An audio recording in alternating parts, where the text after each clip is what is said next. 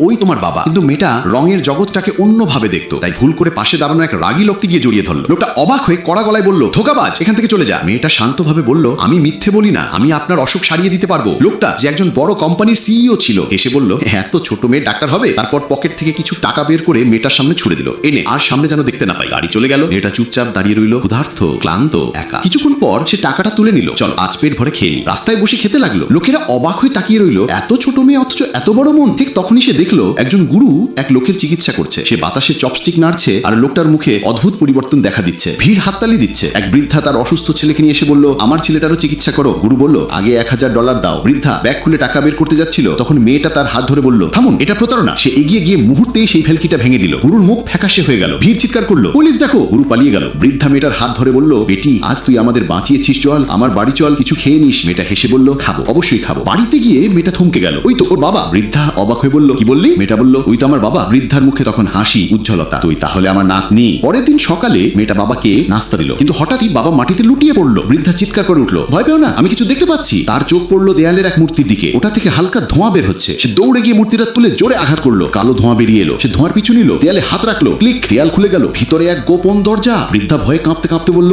আমি তো এটা কোনোদিন দেখিনি। মেয়েটা আরেকটা মূর্তি তুলে মনোযোগ দিয়ে দেখলো, তারপর জোরে আঘাত করলো। এবার ধোঁয়া মিলিয়ে